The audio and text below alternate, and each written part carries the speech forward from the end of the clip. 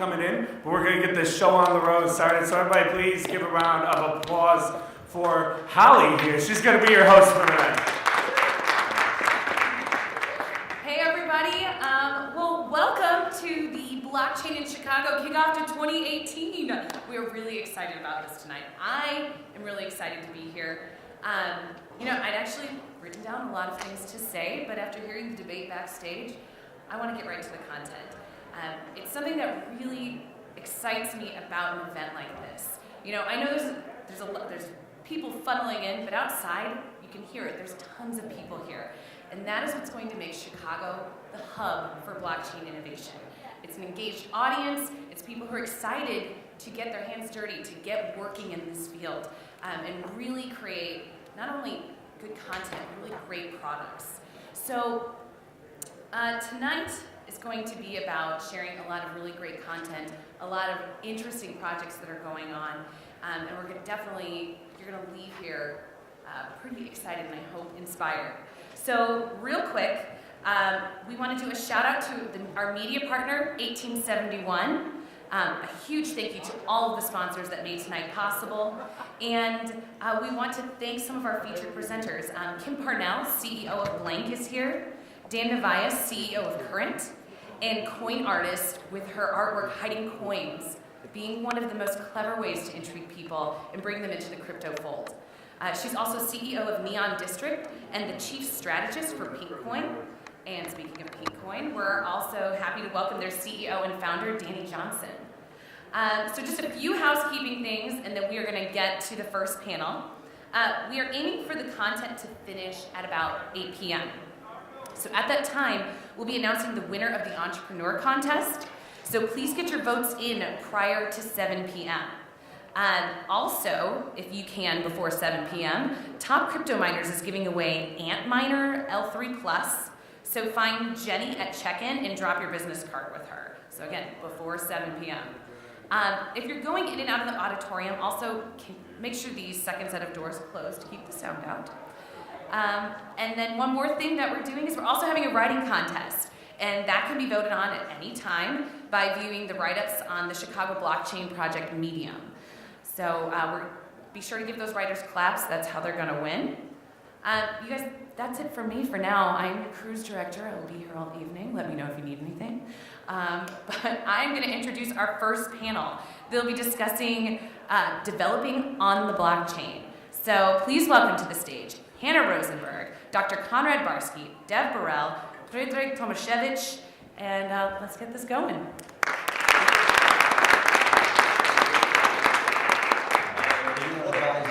And they Photoshop the thing out.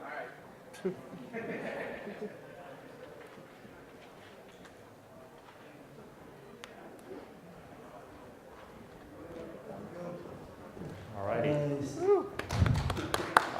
Thanks, everyone. No, man, everybody. Where everybody sits. All right, let's go. You'll be me, man. Come sit here. Come join us.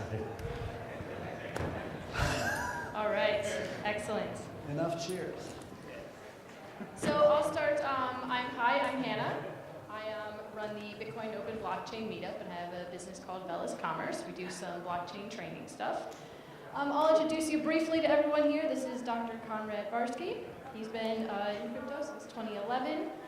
He's a medical software, been doing medical software for many years, and now has a business called Forward Blockchain. And then we have Predrag Tomaszewicz. Yeah. All right, excellent. So he's been a Bitcoin advocate since 2013, involved in open source projects, and is now working on a project called BTC Pay Server. And we have my buddy down there in the red suit, Dev Burrell. He is a Bitcoin solutions architect with Noosebomber. Thank you, Noosebomber Projects. So we are talking today about developing the blockchain. So why don't we start by having each of our panelists just tell you guys a little bit about the work they do in the blockchain space and how they got involved. Yes, yes, I'm Konrad. I have a long background in medical IT, and then got it, like a lot of people went down the Bitcoin and blockchain rabbit hole, and the place, and we're trying to figure out where do these two things intersect, medicine and blockchain tech, and it's still very early. You know, there's difficult issues in medicine around privacy that we have to figure out. But the place that seems the most promising is issues around quality.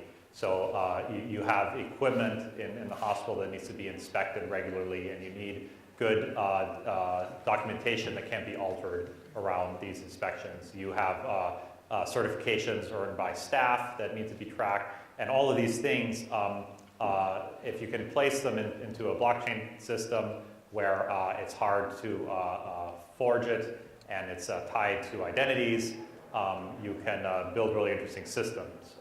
Now, because it's so early, we're spending most of our time actually far lower in the stack, just trying to build tools to help people do development with blockchain tech. So we recently released a UI development framework that we're going to expand in the near future to be sort of a solution for developing UIs in a browser that are tied to a blockchain. So that's kind of what we're focused on. Yeah, I mean, my involvement with blockchain technologies, I mean, started as soon as, you know, I first witnessed Bitcoin. So for me, it's kind of personal because I grew up in, you know, top 3 hyperinflations in the last 100 years.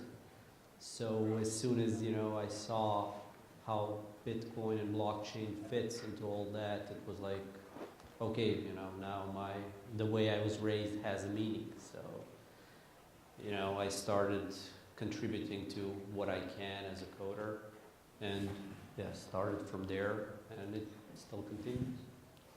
For me, blockchain started as a high school research paper. And not having any money at that point to actually invest in blockchain, I focused on teaching myself as much as I could about the technology, and then that led into teaching other people all that I knew about the blockchain technology. So I do a variety of work in terms of developing tooling. So like one of our projects right now is developing tooling to support the quantum blockchain. On the flip side of that, I do a lot of work with educating university students about blockchain and getting new developers in on that. And teaching them, hey, this is something that you can actually specialize in and work on, and you can succeed in, because there's a huge shortage of that developer supply. So we're talking about developing the blockchain, and of course, as you mentioned, we need developers, right? You can't develop blockchain without blockchain developers. And at the moment, there seems to be quite a shortage of qualified developers in this space. So have you guys seen that as well? Yeah, I would agree with that. The tricky thing is that it's actually relatively easy to learn how to do basic programming, for instance, smart contract programming in Ethereum. The problem is that understanding how it works is only a small part to getting the full experience that you need to build useful tools in this space. So when I talk with people, the things that I'm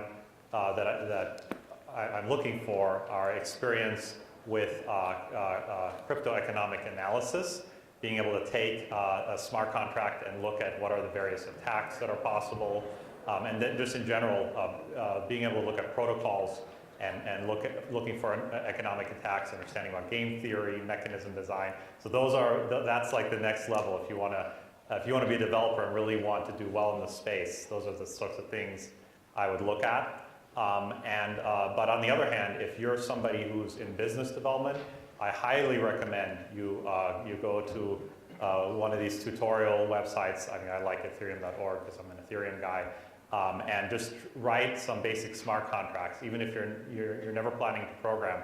Because if you just try it, it's actually not that hard, and it'll really give you a much better understanding of the limitations and the benefits of this technology. Yeah, my view on the whole situation is, you know, we're always lacking developers. So with, you know, somewhat new technology like blockchain, it is, you know, expected that there will be a shortage of talent in the field. And, you know, looking at this conference, you know, looking at what is happening in Chicago, I'm quite optimistic that it's, you know, that standard curve of, you know, just catching up. On that end, I want to mention Joe's efforts with Chicago Blockchain Project. I mean, I'm participating in that also. So we will have monthly meetups. So anybody who is in the area and is developer interested in, you know, getting into blockchain space, he can join us. Joe will probably, you know, leave a link for that. And, you know, if you're good with C#, .NET, the project that I'm involved with, BTC Pay Server, we would be glad, you know, to have you and talk with you about, you know, how can we help your blockchain education. So when I talk with students that are looking to get into blockchain, it shifted a little bit over time. But in the beginning, one of the big issues was actually that they didn't really consider blockchain to be a serious technology that they could be involved in, right? And even from the university level, where this is now sweeping the nation, at that point, they were scared that it was a fad, and they made jokes about it, and it wasn't necessarily something to actually specialize in.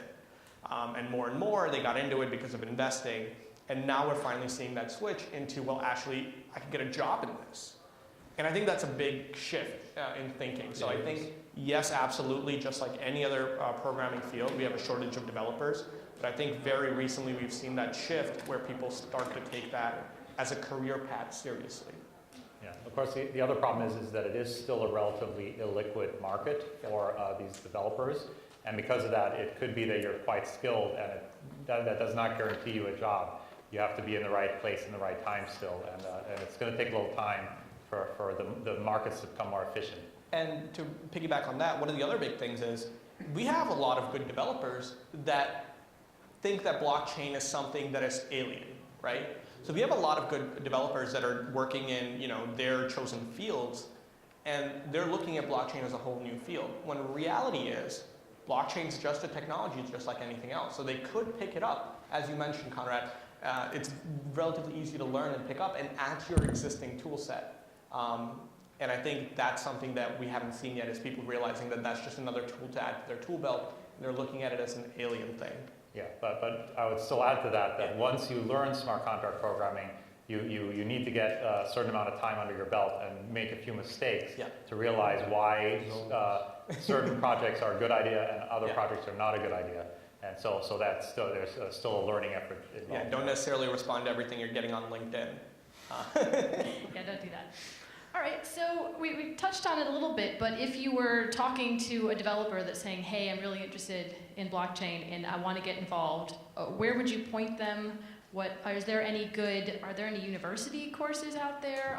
Deb, I know you do some training stuff, and I do as well, but not necessarily purely developer training. So where do you point people? What are good resources? I guess I'll start off on that one. So number one thing, if anyone tells me that they're interested at all in blockchain, I'll tell them to go to a hackathon. Hackathons, there's like 4 or 5 of them every weekend, and they're basically just large amounts of developers get together and decide that one weekend we're not going to go to sleep and we're just going to learn something new.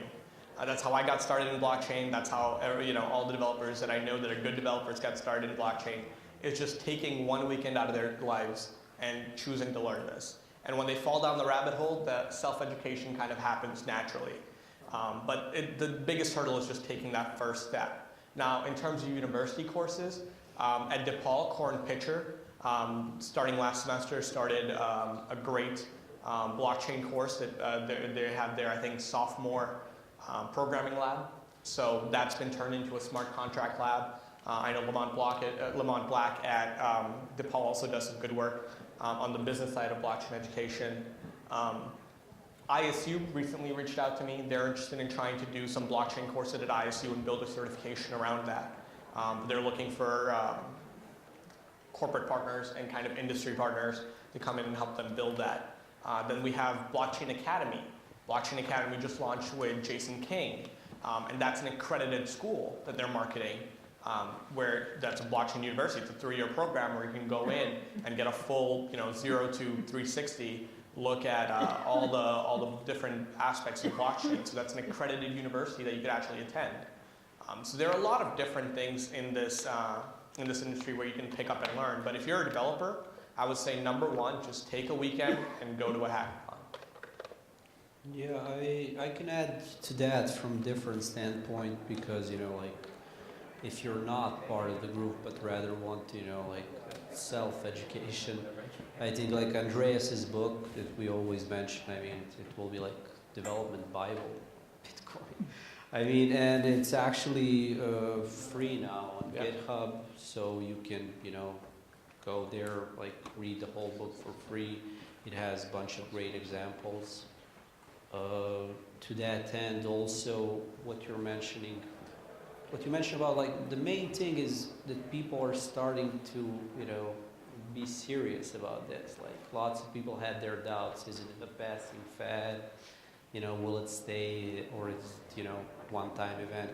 And now that people are, you know, seriously investing their time and efforts into blockchain and cryptocurrencies in general, I think, you know, the situation will naturally evolve. Like what you're saying about hackathons, Chicago is awesome town, you know, for that, with all the groups that we have here. So yeah, I would expect, you know, if you want to learn, you will find a way to learn. Yeah.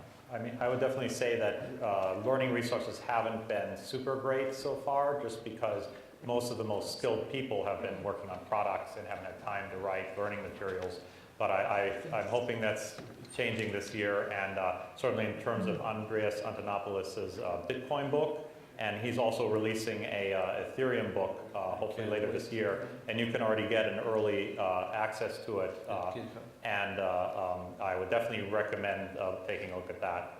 To piggyback on that, so one of the reasons actually developers shy away from not just blockchain but bleeding edge technologies, it's just because the lack of documentation in the space. So if you're playing with a new framework or you're trying to learn something new, one of the big hurdles that you're going to run into is that the documentation is extremely lacking. Some people get scared with this. What I would encourage all developers to do is to take it as an opportunity.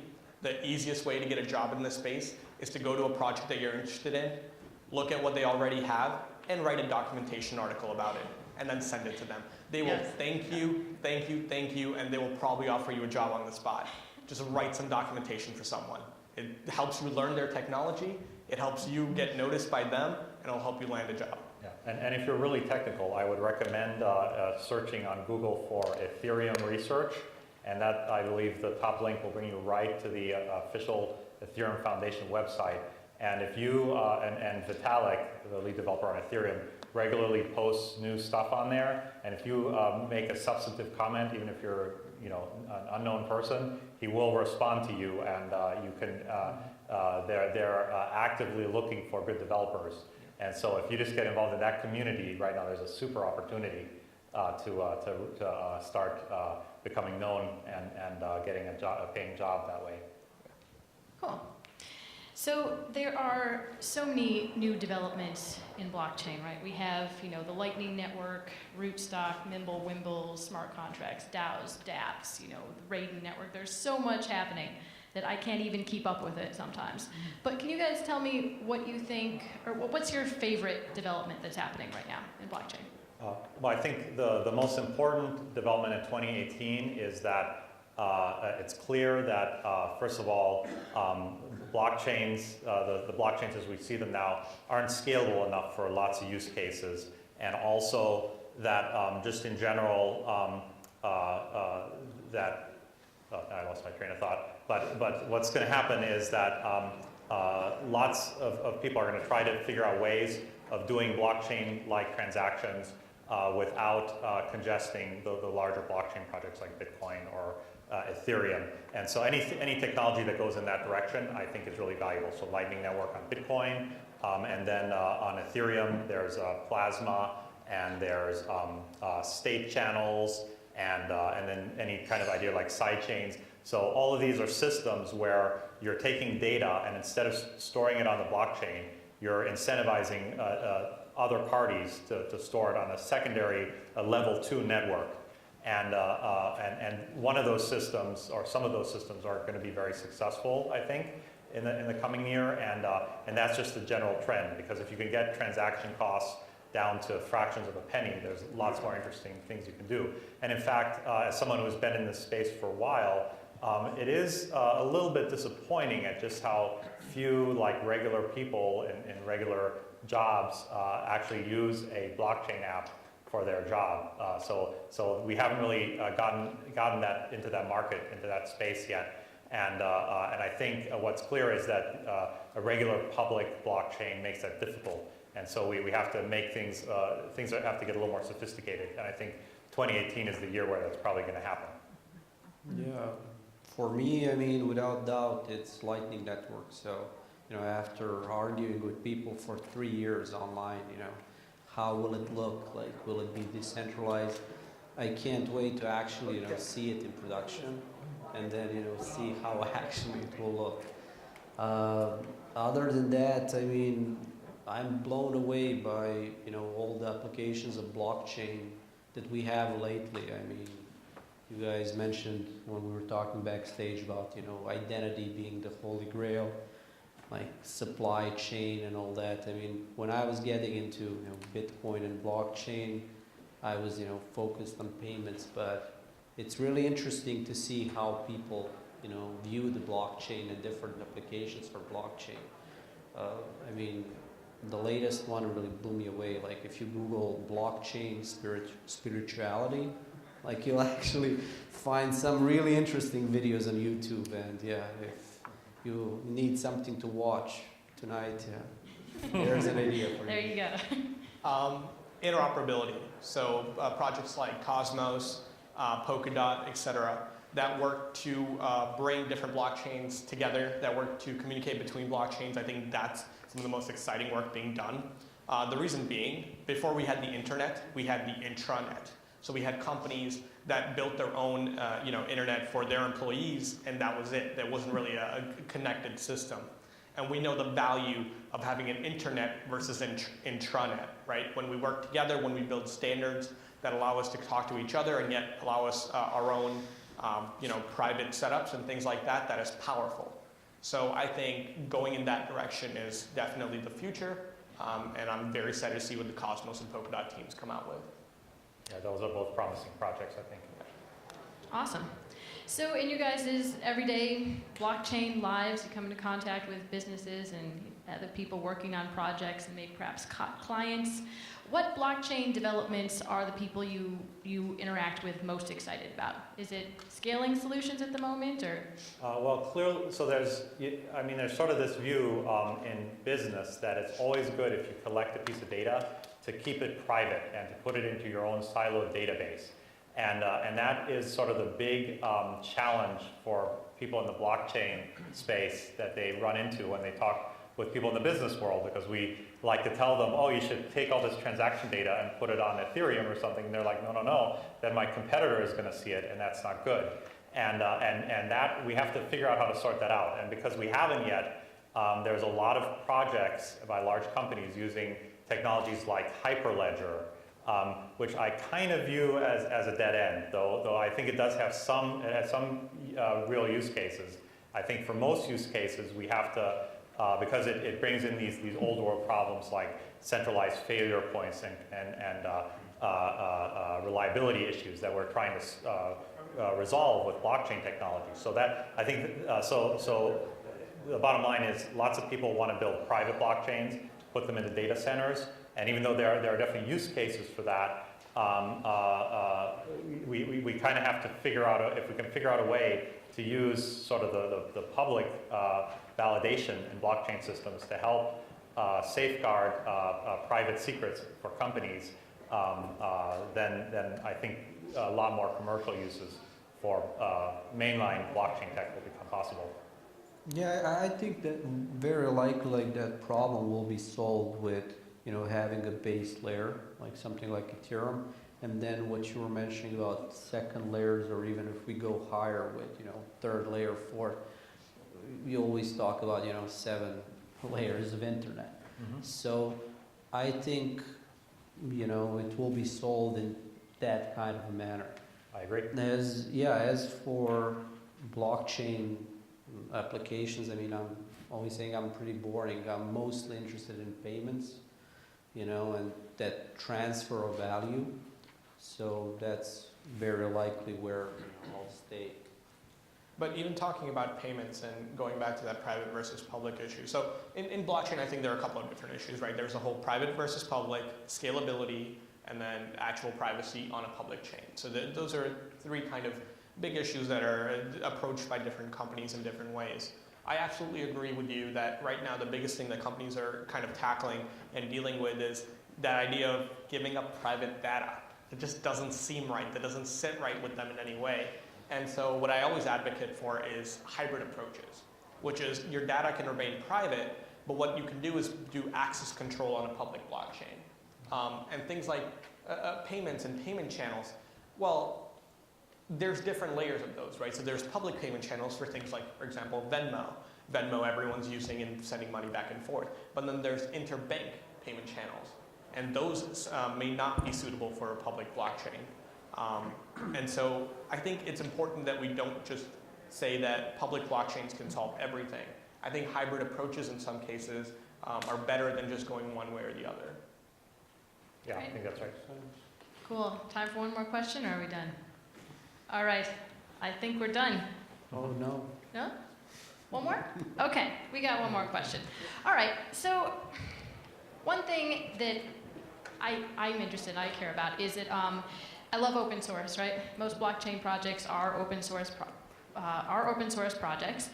There's a lot of businesses built on top of them that are, how do you get those businesses to contribute back to the open source community? Are they doing enough? How are we doing there? Yeah, Coinbase is doing awesome. They just announced like what, $2,500 per month for open source projects, which is just funny. I mean, you're like, what, $100 million company now, and they're like, okay, we'll give you guys $2,500 each month, you know, submit your applications. So I definitely think, you know, there is something to be said about that.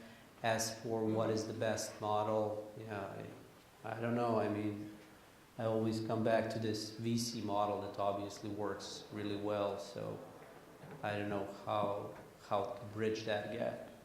Do you guys have any ideas? So one of the things is I don't actually really know companies in blockchain that aren't open source. Just because you know, having working in the public blockchain, you kind of need that. The only closed source part about them needs to be their business development and things like that. But one of the cool things that I'll go into with open source development is, so again, I'll go back to hackathons because this is my bread and butter, right? At hackathons, when you see companies like Firebase or Google companies come in, they'll tell you to use their products. And so this weekend, I'll be at Hack Illinois at Urbana-Champaign, and I'll be representing Quantum. And I have the utmost respect because I don't have to just say, hey, use Quantum, but you can actually contribute back.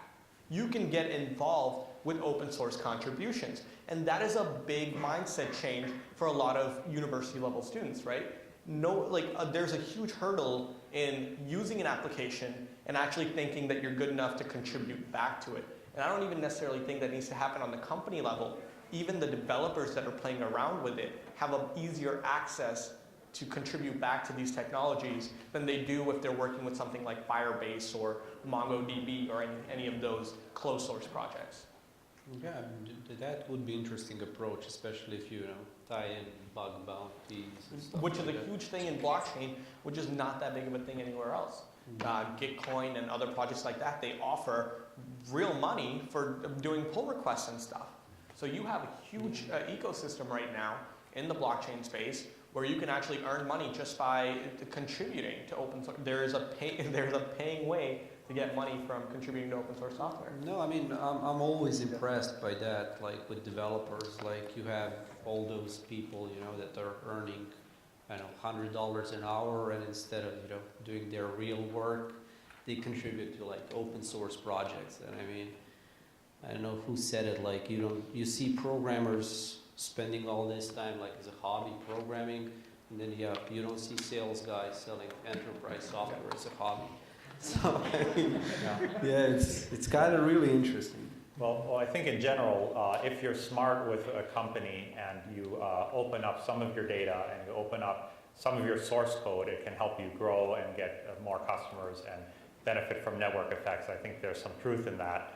And because of that, I think open source has a strong future. And at Forward Blockchain, we did release a web development framework a couple of weeks ago that's open source. So we definitely believe in that as well. Awesome. Well, we'll end on that very positive note. Thank you guys. That was awesome.